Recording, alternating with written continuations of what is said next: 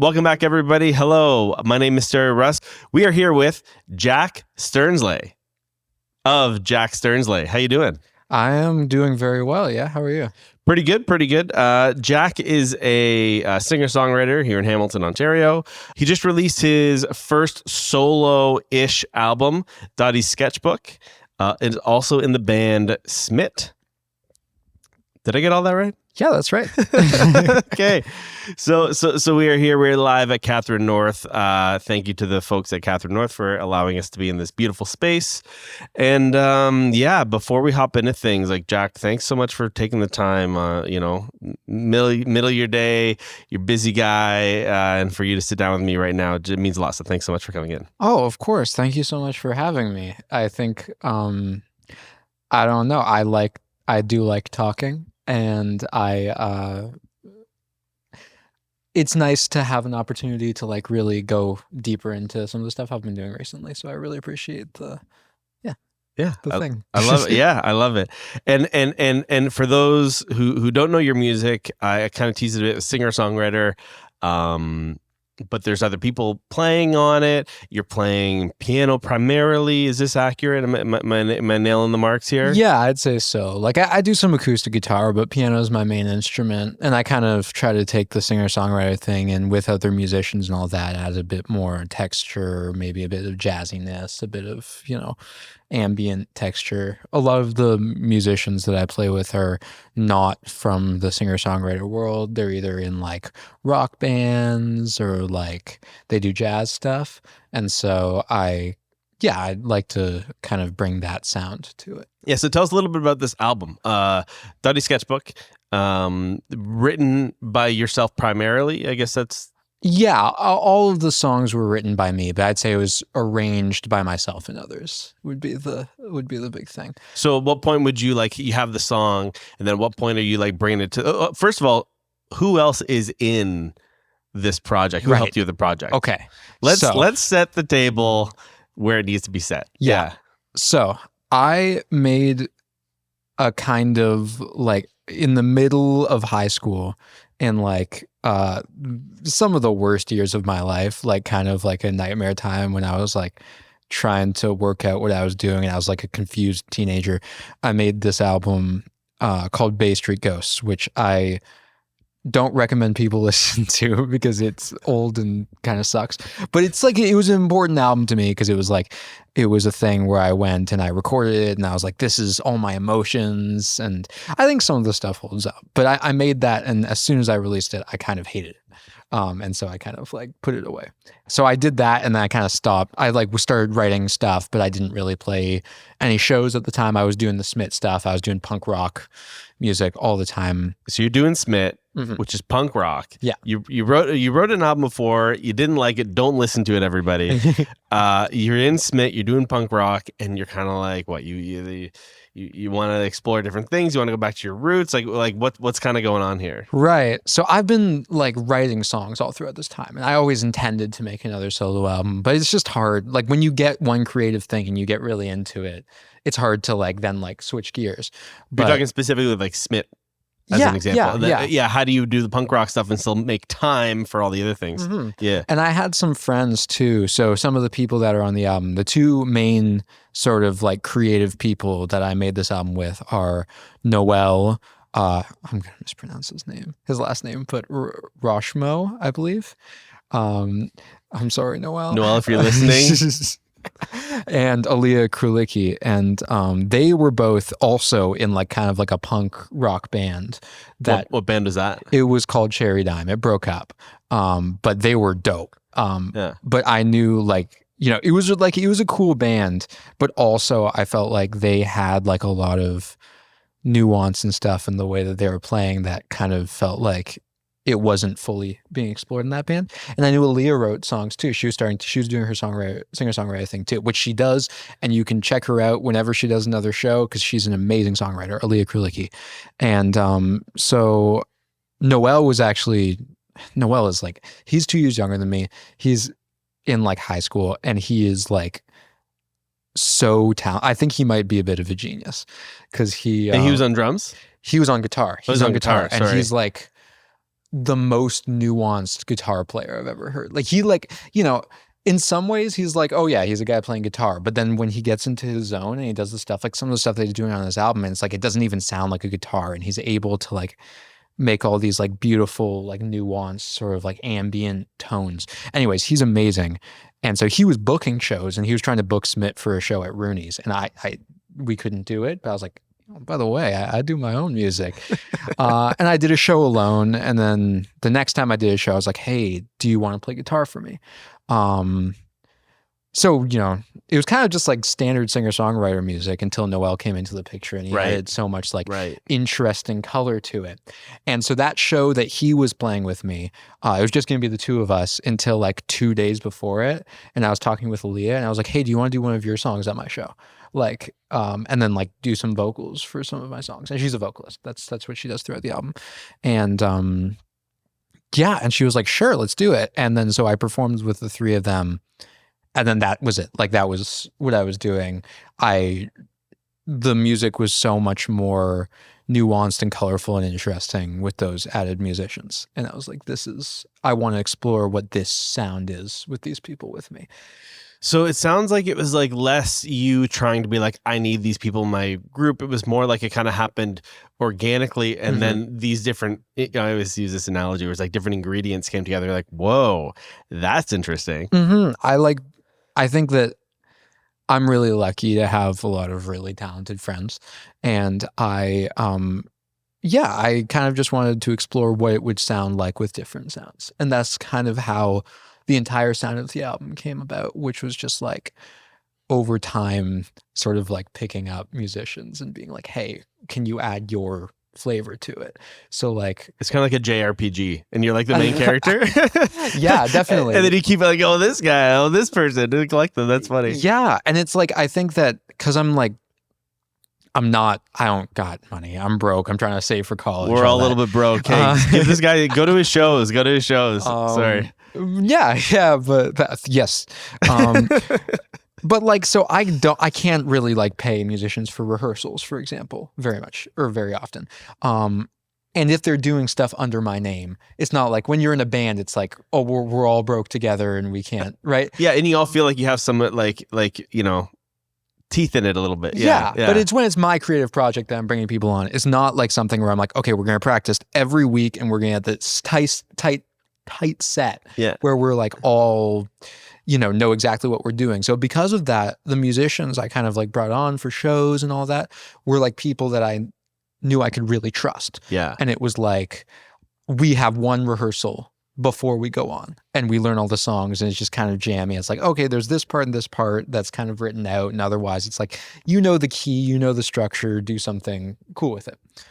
And because of that, I feel like the music got like a very like sort of flowing sound to it. Definitely. And you can, if you have those like jazz sensibilities, which your music definitely does, it's like there in the world of jazz, like there is that like room for coloring outside of the lines. And as long as everyone kind of knows where you're going, it can kind of, it still works out in the end. Yeah. So as you initially asked, the people on the album, so Noel and Aaliyah, they're the ones on the album cover with me. Yeah. And they were kind of like also like really like supportive, like as friends, like to like push me forward to like do this stuff. And they're like, this is beautiful. Friends helping friends. You should do that. And it was wonderful because I'm like, what you're doing is beautiful too. So like next project is making Aaliyah's album. I'm very excited for that. Okay. Stay tuned, everybody. I hope she knows that. She heard it here first. I'm doing what? But so the other people, Nathan Palmer played drums on it and he's off at Humber College right now, and he is insane. He's an insane drummer. He is like beautiful drumming on the album. Beautiful drumming on the album. Oh my goodness. He's been drumming at his church for years, and he is like so tight. One of the songs, One Night to Live, which is one of the only songs where like he gets to play like a normal drum beat on the album. And I went home after we recorded that, and I was just looking at like the clock in the top of my DAW, and as he was playing, I noticed the seconds were ticking right when he was drumming, and I realized he was playing at exactly 120 BPM throughout all that song without a metronome. And it was like the second take I think we took that ended up being that song. That's he's great. Like, I love that. He's amazing. So he's on there, and then I got my buddy Eddie Yanover and Shay Bullen, who are playing trumpet and saxophone on the album respectively. And them and they related to Jack? Yes. Okay. Yeah. They're Jack. Jack and Eddie. Jack from Public Health. Yeah. I actually played piano on the Public Health album. Oh, sweet. Okay, cool. Yeah, so I'm really we went to the same school together, and Jack and I are really good friends, and Eddie and I are really good friends. Y'all got to check out, if you like Smith, you're going to really like Public Health. Oh my goodness. Sorry. Continue, actually, funny story. Jack kind of formed Smith.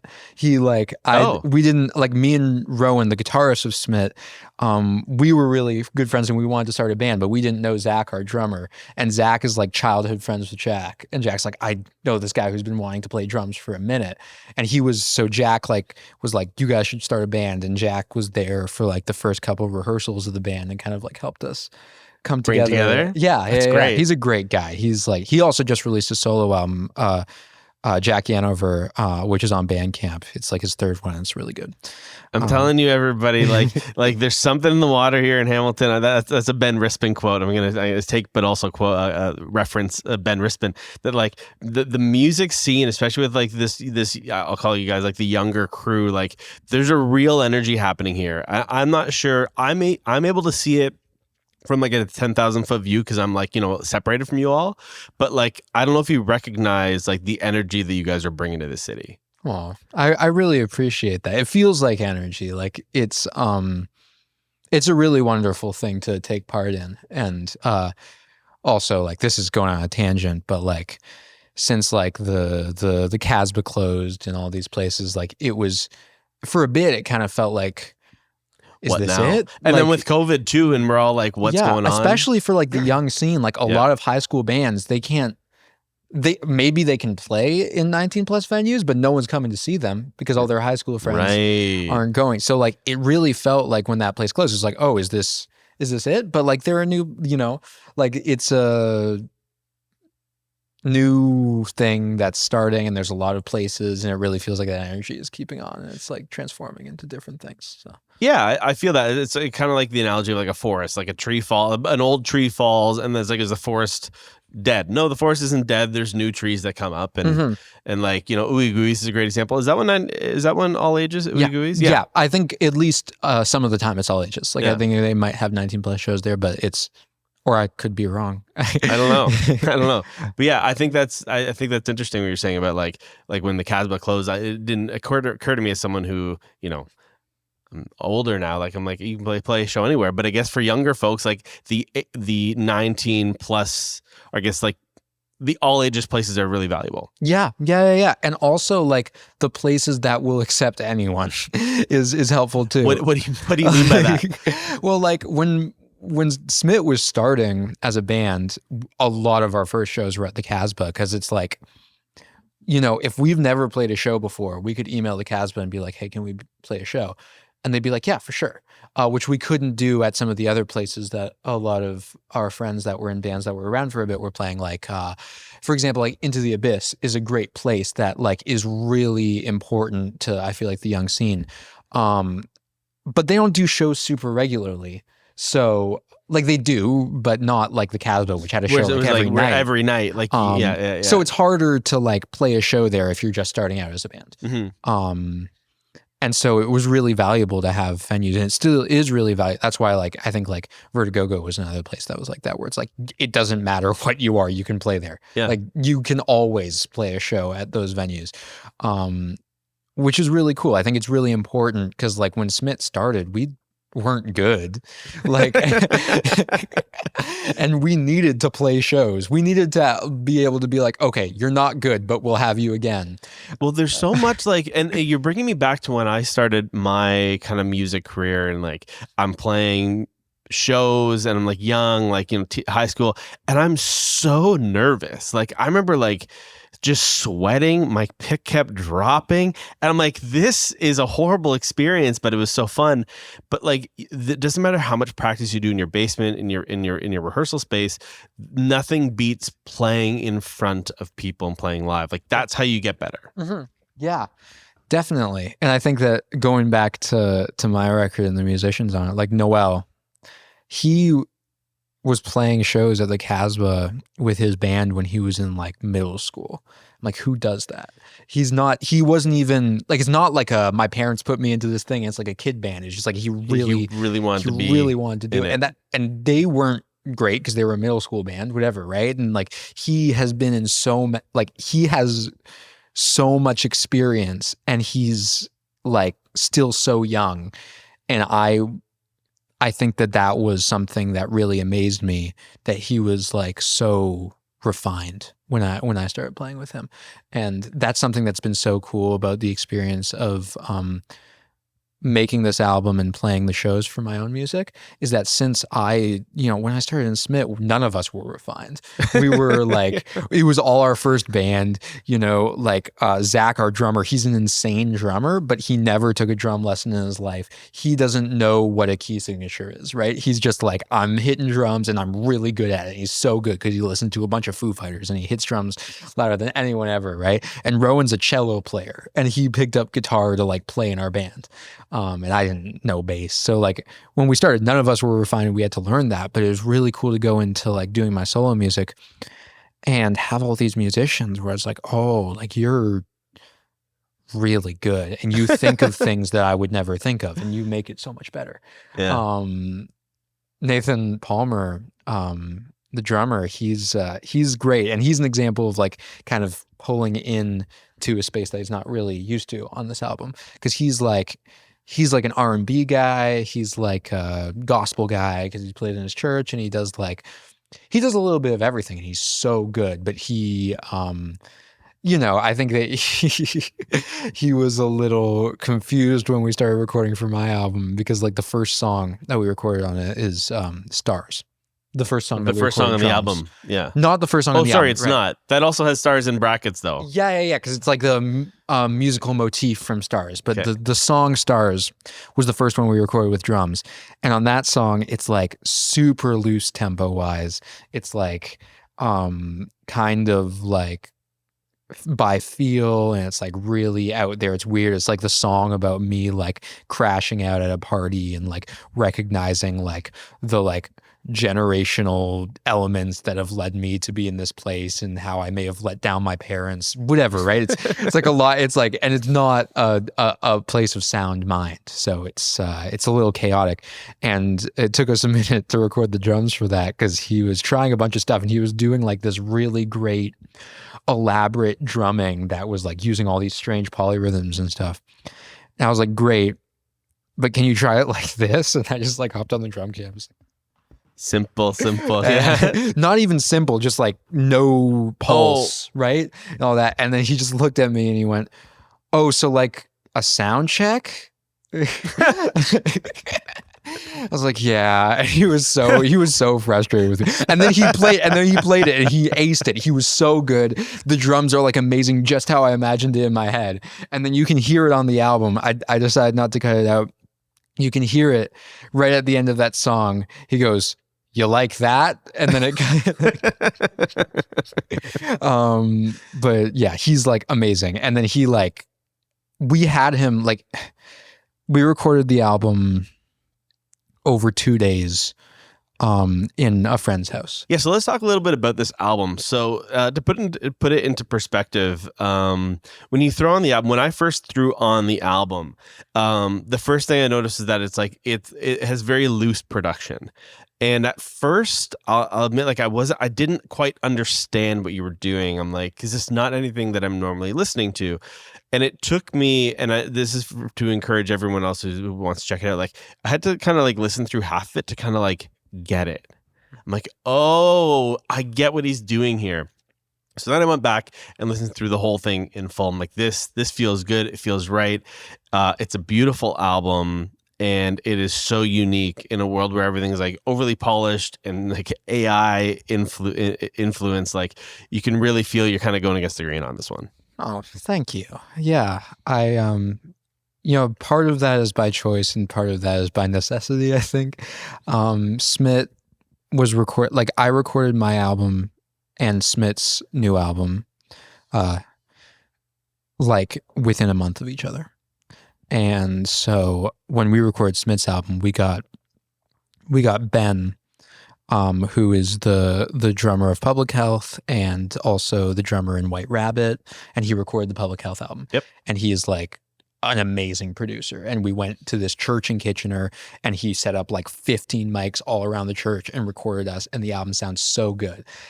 And while we were doing that, I was making my album, and I recorded it in 2 days at a friend's house with like borrowed microphone. The only thing I paid for was the digital, it's not the digital, the like audio, like the thing machine. you need to plug that you have to plug the microphones which we into. rented from Long and McQuaid for like $20, Beautiful. right? And all the rest was like I borrowed microphones and stands and stuff from like Forrest, of Rooney's, and of a bunch of musical stuff. He's great. And Jack of Public Health.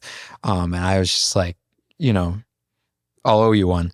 And I'm not a producer, but none of us were. Like, we didn't have anyone there that was an expert. So like I had to be like, okay, we're doing this. And like, I have some photos from that recording session where like the piano, the reason why we recorded at this house is because it had an actual piano. With, like, I have to ask before you continue, what was the piano you're playing? Because it sounds gorgeous. I don't know what, like it's a piano. It's like an upright. It looks exactly like a piano. It's an upright piano. It's at my friend Ash's place. And her and her parents were just wonderful. They were just like, yeah, use the space.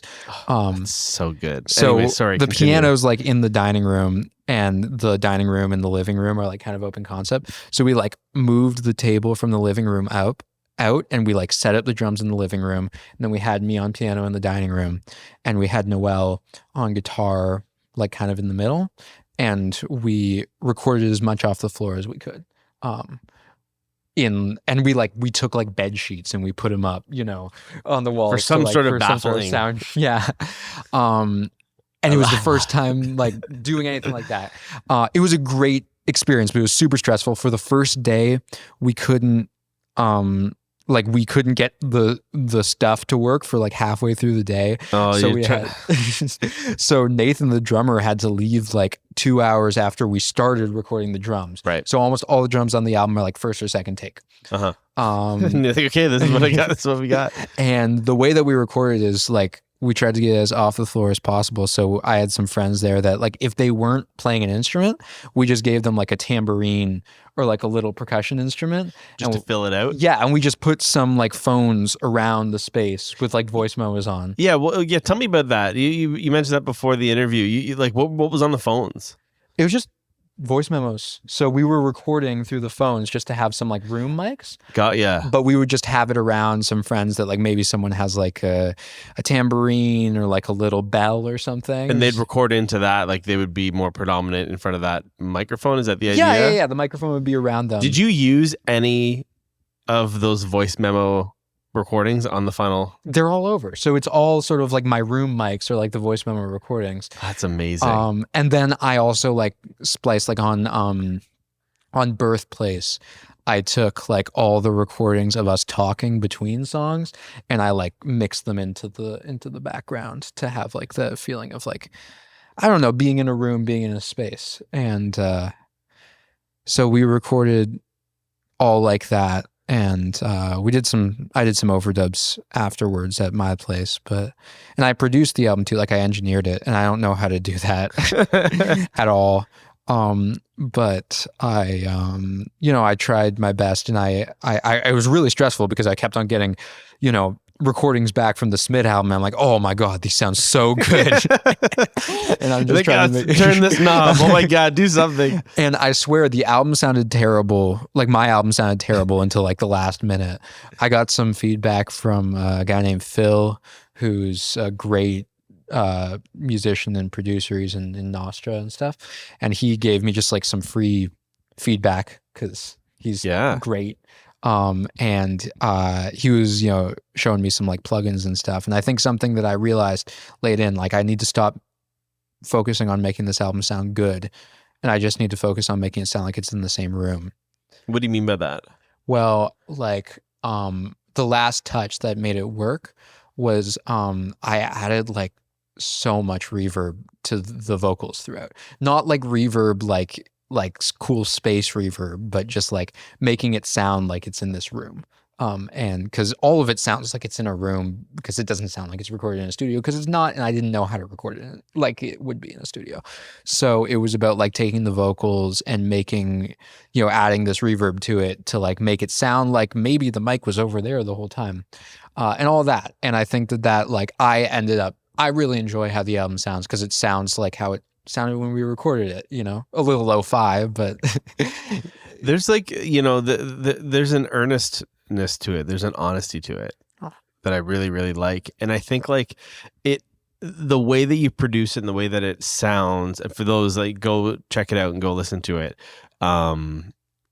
It sounds like there's a character to it that is unique to that recording. And I think one thing that gets lost in production these days is, going back to what you're saying about plugins, is that the production people, musicians, kind of all have the same plugins. And if you plug a guitar in right into the box, it all sounds the same to start, and then it's all has the same path to get to the end. And when you do something like what you're doing, like that's one of one. Mm-hmm. Oh, thank you. I'm not sure if you thought in those terms, but like I think about that a lot. And when it comes to recording, like that is such a unique album, and there's no album that sounds like that. Thank you. I really appreciate that. Yeah. Yeah, I wouldn't know what to do with those plugins. And I think I'm lucky. Like we stumbled into something. Like everything about the album kind of feels like I stumbled into it by accident. Like just getting those musicians and them having something so perfect to the sound of it. The fact that I don't have time or money to like get these musicians to really arduously rehearse these songs. So a lot of it is kind of like a jam. And the fact that I don't really know how to produce anything. So it ended up being this very like lo-fi sort of like jammy thing, which is great. Yeah. And we forget, like, I think we put these old musicians on a pedestal. I think of like, what comes to mind a bunch right now for no reason is like Jimi Hendrix or like Led Zeppelin. And like when they recorded their first albums, they were like your age. Right. And like we look at them like they're these like people who knew everything. They didn't know. They were just doing their thing. And so you're kind of doing your own thing, which is kind of cool. Thank you. Yeah. One of my favorite, like two of my favorite albums produced wise of all time are There's a Riot Going On by Sly and the Family Stone and Maggot Brain by Funkadelic. Maggot Brain is an awesome album. It is maybe the best album that's ever been made. It is so good, and I love it because you can hear them recording. So like in the first song, right, it's just like a guitar solo for like 10 minutes over a bass. But and I've never looked into this, but I think what they did was they recorded the whole band jamming out the song, and then they took out the drums and they took out all the stuff, so it was just the bass and the guitar. But you can like kind of hear the drums through like microphone bleed, and it's like, I've never heard anything like that. Or there's songs where they're singing and you can hear that they're singing the song and then they kind of go like this, like off the mic, and they like move off and that's just how it is. And I love the sound of that. And like with There's a Riot Going On with Sly and the Family Stone, rest in peace, Sly Stone. He recorded all of his vocals in a bed. Like he had one of the first home studios. Like it wasn't a thing. Oh, I didn't know this. Yeah, and the album's like super lo-fi, but it's like dope. And yeah, he wanted to have that raspy sound of when he just woke up or when he was just going to sleep. So he was like laying down in his bed recording all the vocals to the album. And I love the sound of it because it sounds so warm and unique in that way. Yeah. Yeah. And I'm sure if you were to ask any of them, like if they were in this space right now, like why'd you do it that way? Like kind of out of necessity, just like you. Like this is kind of what we had to work with. Yeah, totally. So going back to your album, and by the way, thank you all for listening. If you're listening right now, if you're watching, you are an amazing human being. Follow Jack. Where can people follow you? Well, I got an Instagram, Jack Stearns-Ley. I post, when I'm doing shows and stuff there. And yeah, come out to shows and, anyone that like, I'm making more CDs right now. So like if people like want to just like DM me and be like, hey, I'll buy a CD, I will ride my bicycle to your house and I will give you a CD. So yeah. And my music's on all the streaming, so you can. Yeah, you can buy a CD for probably, a couple bucks, or you can listen to the song a billion times online. Your choice. Yeah. Your choice. Yeah, and I think there's something beautiful about CDs. I know that I got, again, we'll plug again, Public Health, band Public Health here in Hamilton. Incredible band, and their CD is incredible. I mean, it's beautiful music. It's like beautifully aggressive and noisy music, but the amount of effort and detail they put into the album art and everything is really cool. And I show it to people who come by my house. Like, you guys see this one? Like, this is amazing. Like, it's like so for any of those people out there who's like, yeah, should I buy? Like, buy an album. You know what you should do? Like, I know this is gonna be after Christmas. We're recording before Christmas. It's like, buy a local CD as a gift for somebody. Mm-hmm. How cool would that be? Yeah. And I definitely think that, like, yeah, what you're saying with the public health thing, like Jack, he made like a couple zines too, I think, with like public health lyrics in it and all these like photos and stuff. And like, I am looking to do more stuff like that in the future. I think like I know a lot of people that are like really talented artists. And I think sometimes it's hard for artists to find the same sort of community as musicians, because it's like, it's not as inherently communal of an art form. But like, there's so much dope art stuff, and like any time that it's like people can combine those art forms and like do really cool CDs, really cool like zines that are connected to the music and all that, like that's dope. Yeah, it's not exactly 50-50 with like the music and the art, but like if you're an artist and you did someone's album cover, like there's something to that. Like that's really cool. So if there's any artists listening out there, like reach out to your friends in the scene. Like, hey, can I do some album art for you? Like, and also musicians, reach out to artists. Because like they need gigs, and they'll make an album cover that looks better than whatever you would come up with. Yeah. Put Canada down. Same with show posters. Same with all of it, man. Like so many ugly show posters and so many artists that want to make art. Like we can be doing something with this. Here's a question for you, Jack. What makes a good show poster? Oh, don't ask me. I've made some pretty ugly show posters in my time. I think like, I don't know. I really like when artists do it. Like I've got a girlfriend, Brooke, and she's fantastic. And she's done some posters for me in the past. And whenever she does them, it's like, oh, that's great because you're an artist, so you know what you're doing. This makes sense. And I'm big on like, I mean, when we're talking about show posters, I'm big on like making it readable. I think that sometimes sometimes I see some really cool show posters that are completely incoherent.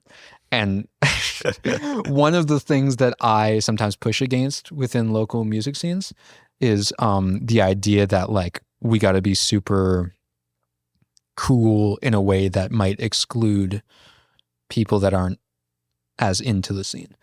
And I think that shows in a lot of different ways. I think in my punk band, it showed that like when you're playing a lot of like hard rock, punk, hardcore shows, there's a risk that you might gain an audience that is exclusively like the tallest dudes you've ever seen. Is that a thing? Yeah, I think so. I think like if you go to like some Smith shows, if you go to public health shows, if you go to whatever, it's like a bunch of tall dudes. That's so funny. And it's great. Like, you know, it's great that the tall dudes have music for themselves. Yep. But I also think it's cool if you can do it in a way that like includes a lot of different people. Yeah. I agree. It's something I heard. I'm gonna shout out Ben Rispin one more time. I'm not sure if you know who Ben Rispin is. He's an OG music guy here in Hamilton, and he was talking about show posters. Like one thing that I noticed that young folks are doing that they shouldn't is that when you make a poster, the text is too small. Mm-hmm. Yeah. So if you're gonna put it up on a billboard, like it looks not billboard, but like if you're gonna post it somewhere, like you need to have that text. People are driving by or walking by, they can read it like that. Yeah. So anyone listening, bigger text. Definitely. Yeah. Bigger text, get an artist to do it. Anything else? Make it so that, you know, I don't know. I was talking to my mom the other day about like, I was like, oh, it's really cool that a lot of shows recently have got like the like not a floff thing on them, the no one turned away for lack of funds, which is cool, right? And she's like, isn't that just pay what you can? And I was like, yeah, I guess. And she's like, now I have to learn another acronym. I didn't know that one. Exactly, right. I thought it was dope, but then I was thinking about it, I was like, oh, maybe, I don't know. Like, I think just like make it clear to people that might, it's really scary, I think, sometimes when you're going to your first show, your first local show. Yeah. It's like out late and you don't know the place, especially like you may not know anybody, or yeah, you might like, know one person. I think about and like there's all these tall dudes. Yeah. I think about like girls going in too. Like it's hard to like be like downtown late at night. Sometimes that is like a scary thing. So like anything you can do to make it welcoming to those people, even if it means being less cool, is important. That was it. Mm-hmm. That's a great point. I love that. And people don't necessarily think that when they're making the show poster, but like the imagery, the colors, the textures, all signify what to expect at that show. Yeah. Me and Aaliyah, who I made the album with, like she came out of this punk rock band, and she was like, I have a hard time with performing sometimes because I feel very, I don't know. And I think that it became sort of a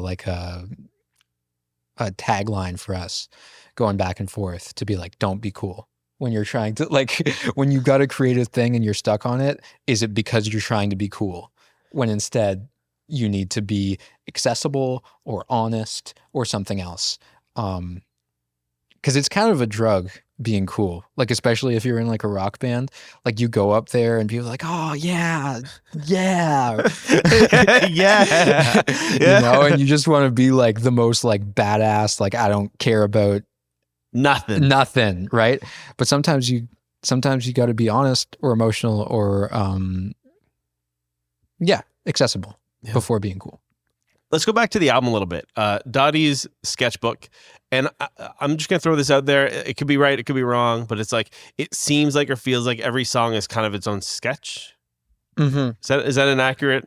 Yeah. So I kind of, a lot of my decision making when making this album kind of was informed by the things that I was disappointed with when I made that first sort of like high school experiment of an album, right? And so one thing I wanted to do after I made that is like, before I make my next like big project, I'm just going to start kind of doing like warm-ups or like I don't know, like experiments, like things to like hone my craft. So there's a lot of songs, like I wrote so many songs for this album that most of them aren't on the album. And a lot of them, sometimes it's like, okay, most of my songs are from my perspective. What would I do if I wrote a song from someone else's perspective? Like just stuff like that. But then it kind of ended up becoming, a big album. So like the big things that I was kind of like trying to escape with my first album is like, I made that album during a really dark, confusing time in my life. But if you listen to the album, you'd think I'm past it. Like I write about all of it like it was in the rearview mirror, but it wasn't. And so after I made the album, I was like, this feels very dishonest. And also because it kind of tore me apart to make that album, I didn't finish it. The production is bad because I didn't know how to produce, but also because I kind of gave up. And the songs are really spare, not because I wanted to do a minimalist thing, but because I gave up. And so those were like the two driving forces. Like, don't do anything filler, don't do anything just because, don't do anything to get it done.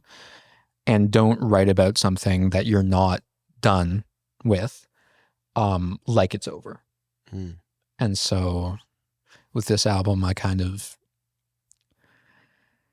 it's largely about that dark time in my life, but also like, what do you do to move past that and to recover? And I think a lot of like recovery art is very triumphant, rightfully so. I think that's like a very important thing, to be like, I'm past that point in my life and I'm stronger now and my strength carried me through it. I think that's wonderful. I think there's some amazing music that I love that's in that space. But I kind of wanted to focus more on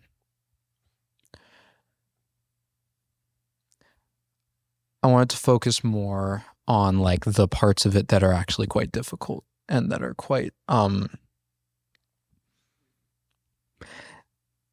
I don't know, the stuff we don't talk about, like how do I forgive myself for how I treated others when I was at my darkest point? And then Sure. also when I was at that point, the people around me were there with me and they treated me poorly. Mm. And I gotta forgive them if I'm gonna forgive myself, because we were all doing the same stuff. Mm-hmm. And like, how do I do that? How do I move on? How do I like become a new person, but don't erase the person I am, and recognize that all those dark, sad things about myself were myself, you know? And so, you know, the first bit of the album, the first couple songs are kind of like living in that space of like, they're a little bit more upbeat because I didn't want it to just be like darkness all the way through. You wanted to let people in first. Yeah, but they're also kind of about like living in that mode. And then Stars is kind of like it's kind of like a loose concept album, I guess, because like Stars is kind of like the crash out song where it's like I'm at this low point and I'm becoming aware of how destructive I've been. And then after that point, it's kind of about like, how do I get my life back? And a lot of that was through music. Like music legit saved my life, you know? And so I wanted to show that. I tell this story sometimes at shows, but when I played the album for my mom the first time, she was like, she kind of didn't like it.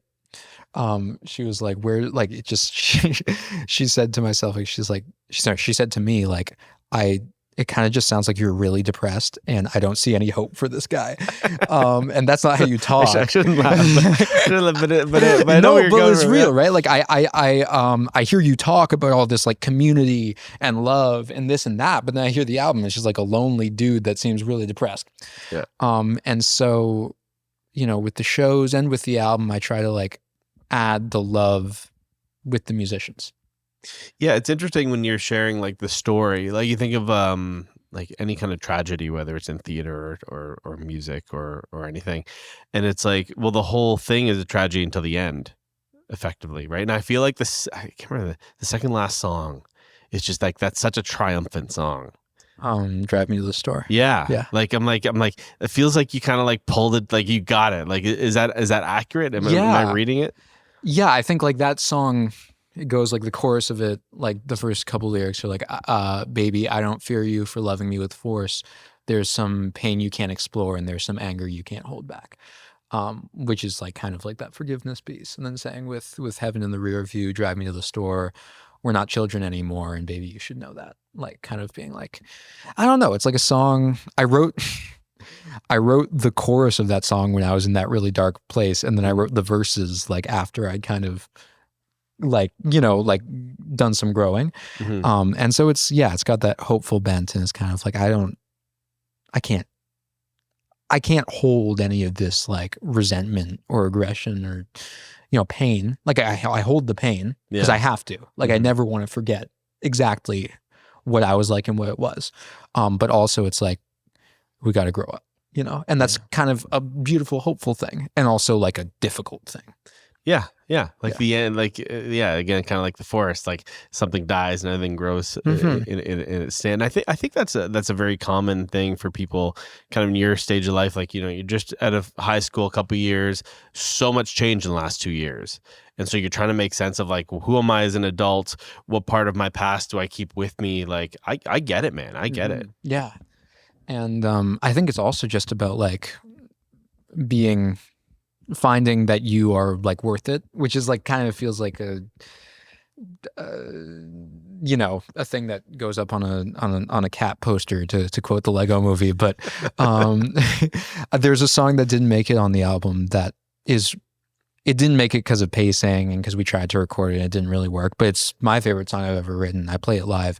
It's called Past the Station. And it kind of like, because when I wrote it, I realized like, oh, this was everything I was trying to say with the album in a way, in like one kind of short song. And it's about like a friend that like seeing them go down a very sort of like dark path and like trying to convince them that like they're worth it as they are. They don't have to earn their life. You know, so like the last lyrics on it are, I don't want to be the first to say this after being let into your home. Dottie warned me not to play with angels, but if you died now, you wouldn't die alone. And it's kind of this idea of like, don't like this fatalism and stuff. Like, don't be fatalistic, but also like you are enough just right now, and don't kill yourself trying to prove that you have the right to live. Mm. When you're writing lyrics, I'm curious, like, are you kind of doing like, just kind of writing what you're thinking? It just kind of gets all on the paper, and then you kind of come together and go, whoa, I might have something here. Is it kind of a daily thing, or do you kind of come up with ideas in your head and write it down? Like, where do these themes, where does like the concreteness of your lyrics come from? Mm-hmm. Well, I write lyrics as often as I can. Like I kind of came from like a poetry background, so I just, sometimes I write them starting out as poems and all that, and I do it very sort of stream of consciousness a lot of the time. Like I sometimes I go in trying to make it about something, but then after a bit I realize it's actually about something else. Like, Yep. And that's something that's very, like, I'm only now realizing what the album was actually about for me. Interesting. Because when I made it, I was like, oh, this is going to be about the time that I was at my lowest point. Yeah. When in reality, I listened back and I'm like, actually, this is about the time that I wrote it, which is when I was coming out of my lowest point, trying to figure out how to be a human being. And it's fascinating. If you were to like try and be so, fixed on this is what the album's about, it's you're trying to like force a square peg in a round hole, so to speak, and like it's not going to come out authentically and naturally and all that kind of stuff. Yeah. But I do write a lot. Like, I think that like Dottie's Sketchbook is the longest song on the album. It's like 8 minutes long, and it's just like straight lyrics all the way through. It's there are a lot of lyrics for an 8 minute long song. Yeah. And it's probably half the lyrics I wrote for that song though. Like, it was like 15 minutes at some point. Oh my gosh. Because I like just kept on writing. You should do one set when you play live where it's just that one song. Like I don't like it's like cool when you say it out loud. I think like Father John Misty, I think, did that with one of his, he has like a 13-minute long folk song that's kind of like that, and then he went up and he went on some like rant about like, I don't know, like the government or something for like 7 minutes, and then he just played like a 45-minute long version of that song, and that was his set. And I was like, that sounds cool, but then like I tried to watch a video of it on YouTube and I'm like, probably not. Probably there's probably a reason why. That's just not how the song is. Yeah. That's so funny.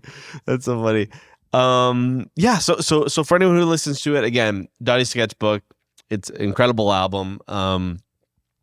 You've kind of already touched on this, but like if there's like a lasting message you want for people who are listening to it, or maybe to keep in their mind as they're listening, like what would that be?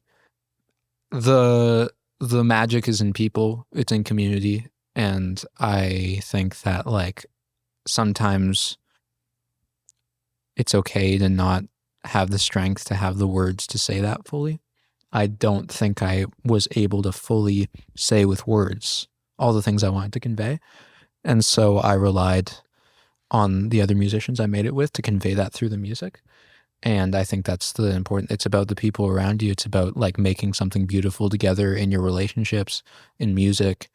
And like, I guess that, like, people. Jack, this has been an absolute pleasure chatting with you today. I just want to say again, thanks so much for coming on. Thank you so much for having me. This is great. Inside the Music, StereoRuss. We could keep going, but we got to stop this eventually. Jack, again, thank you so much. And keep doing what you're doing. It's great work. Thank you.